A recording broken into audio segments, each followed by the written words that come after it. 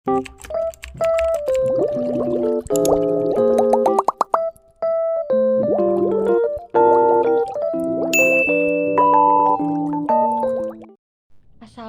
warahmatullahi wabarakatuh. Halo, ketemu lagi dengan saya Nia Indermaibira. Kali ini kita akan membahas tentang konsep manajemen pendidikan tingkat sekolah menengah. Apa aja yang akan kita bahas pada pertemuan kali ini? Yang pertama yaitu konsep manajemen mutu sekolah menengah, yang kedua sasaran mutu pendidikan, dan yang ketiga karakteristik menjadikan sekolah bermutu. Langsung saja ke materi yang pertama yaitu konsep manajemen mutu sekolah menengah.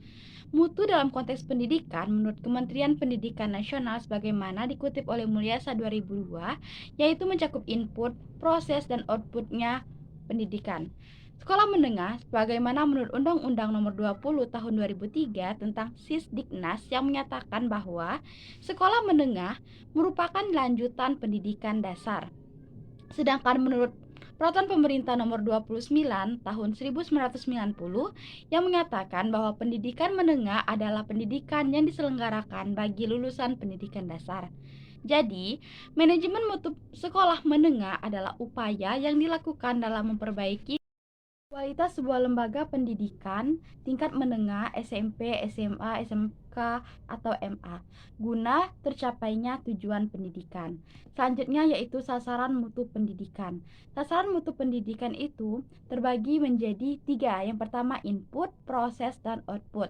Di dalam input terdiri dari kepala sekolah, guru, pegawai ahli, fasilitas lengkap, lingkungan yang kondusif, kurikulum berstandar tinggi, dana, siswa yang terseleksi, dan dana pendukung yang cukup. Untuk proses terdiri dari KBM atau metode dan pengujian yang efektif. Yang kedua ada organisasi atau manajemen administrasi yang baik. Yang ketiga ada hubungan masyarakat industri yang erat. Yang keempat ada kegiatan ekstrakurikuler yang aktif dan semarak. Yang kelima yaitu pengendalian mutu efektif. Dan selanjutnya yaitu output. Output terdiri dari nilai hasil belajar yang memuaskan, kompetensi yang dicapai di atas standar. Yang ketiga, tingkat kelulusan tinggi, keterserapan ke dunia kerja tinggi, dan kepercayaan masyarakat yang tinggi. Selanjutnya yaitu karakteristik menjadikan sekolah bermutu. Karakteristik ini terbagi menjadi 4. Yang pertama yaitu hal-hal yang diperlukan untuk mengelola sekolah. Yang apa aja sih hal-hal yang diperlukan untuk mengelola sekolah? Yang pertama yaitu memahami fungsi sekolah serta maksud dan tujuan pendidikan atau cita-cita bangsa. Yang kedua yaitu memahami kebijakan pemerintah dalam bidang-bidang pendidikan dan undang-undang Sisdiknas. Yang ketiga memahami standar pendidikan yang ditetapkan.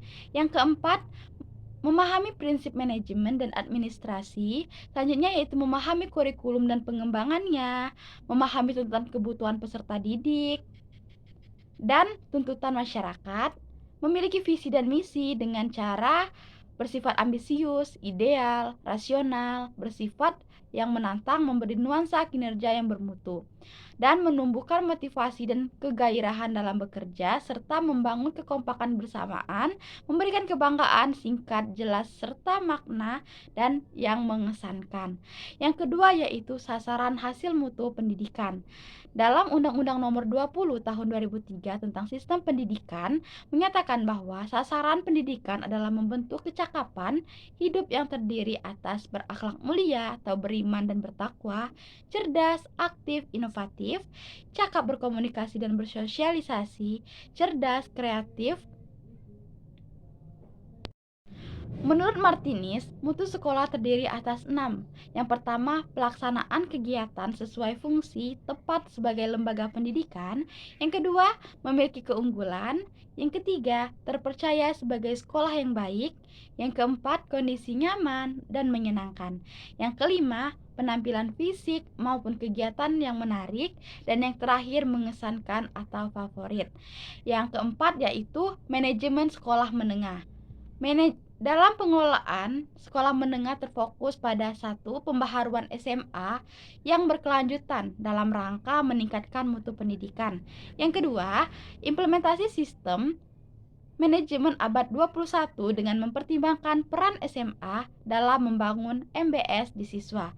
Yang ketiga, implementasi sistem manajemen SMA dalam kerangka konsep balance scorecard dengan melakukan sinkronisasi terhadap MBS. Yang ketiga, implementasi sistem manajemen SMA dalam kerangka good governance. Dan yang terakhir, implementasi sistem manajemen SMA yang adaptif dengan perkembangan ICT. Sekian, inilah materi yang kita bahas pada sore hari ini. Sampai jumpa di next video. See you, bye-bye. Wassalamualaikum warahmatullahi wabarakatuh.